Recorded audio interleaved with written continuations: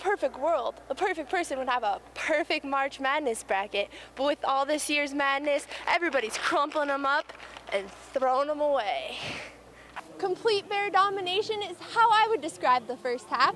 The Bears are going into halftime with a 21-10 lead. Do you need a spring break read? I'm here at the Missioner Library checking out this week's book sale. A 5-year-old locked inside a hot daycare van. Today I spoke to a concerned father who said he can only imagine what could happen. We also spoke to the daycare here, Sprouting Minds, who said they sent out a letter to fellow parents informing them of the incident and letting them know that they are taking it into their own hands to make sure this never happens again. Harry Potter has both kids and big kids, if you know what I mean, wishing they were a part of this mythical land. Do you know that there is a way to satisfy the inner Harry Potter within you? Well, this is Playing with Polizzi, and today's game is Quidditch. Let's take a look. The 3 leaders of the UNC Quidditch team walked me through how to play this mythical game. So it's made up of chasers, beaters, and seekers, just to keep it brief. So the chasers interact with the quaffle. It's a deflated volleyball.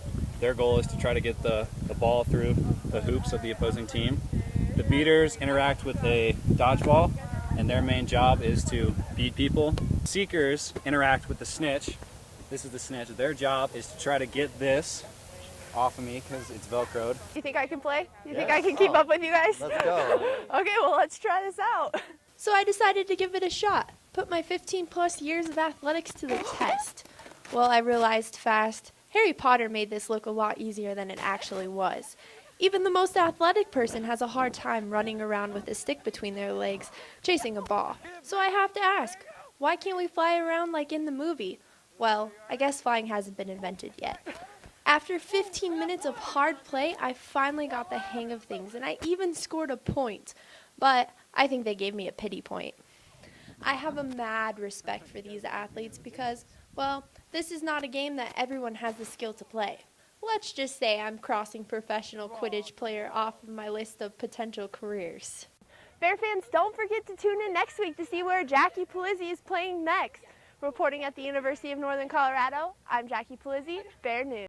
There was a different vibe at Nottingham Stadium Saturday for Senior Day. From the senior ceremony to the first whistle, the Bears came out hungry, wanting to beat Montana. UNC took an early lead against the Grizzlies when Kyle Sloter and Hakeem Diggs found the back of the end zone after about 2 minutes of play. If you thought that was enough for the Bears, you're wrong. About a minute later, Miguel Dubs blocked a punt and ran the ball back for a TD. The UNC team's attitude has changed over the years. Big thing for all of us. It's not about any individual. It's not about any single person on the team. It's about UNC Bears. This idea of brotherhood was present as the Bears continued to dominate the first half. You want to make sure that you're playing to the best of your ability for your other brother. You know, we're not playing for each other. We're not playing for ourselves. We're playing for each other. The Bears kept on fighting, even through the rough patches. When the defense comes out there and they're playing like beasts and they get the ball to us, you know, then that gives us momentum. That gives us fuel. You know, so it's just like, man, like they're giving us back the ball. You know, they're playing for us. Like we got to play for them. And then we start playing together. It just starts clicking. And when you get that beast rolling, you can't stop it. Theron Verna put the icing on the cake for the Bears when he scored the final touchdown of the game. It's a little play action we put in, and you know, it's always a good one to have in our back pocket. This is the first time in almost 40 years that the Bears have beat the Grizzlies.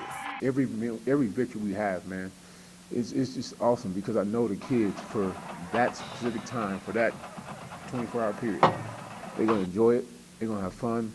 Nothing else mattered from the past. And this is one of those benchmark ones, yeah.